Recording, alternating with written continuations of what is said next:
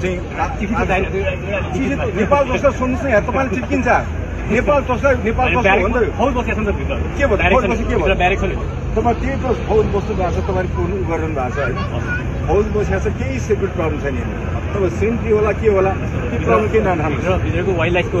wild life छ बाहिरको wild life भागे भन्छ समस्या के भएको छ यो जिरो पर्खाल राखेको ठिक हुन्छ र भाइ अनि फेरि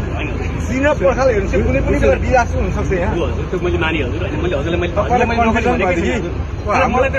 चाहिने सचिन पोइन्टबाट चाहिने हजुर वीरेन्द्र खनाल चाहिने हजुर यो कोरिडोरको बाटो चाहिँ अहिले पहिले खोलिदिनु पर्ने होइन किन नखोल्ने मेरो मैले सिस्टम मैले बुझाएको छु हेर्नु यो कोरिडोरको चाहिँ मापदण्ड हो कोरिडोरको मापदण्ड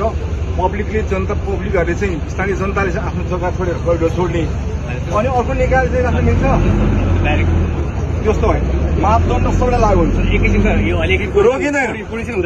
रोकिँदैन यो डोजर रोकिँदैन किनभने मलाई आदेश स्पष्ट लिएर आएको छु मैले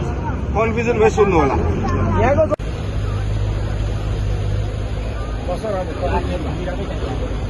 सुरु गरिहाल्छ भन हानिहाल्ने भित्तामा त्यो बिरुवाहरू पोल्युसन गर्नुको जस्तो हालिदिन्छ के गर्नुको पोल्युसन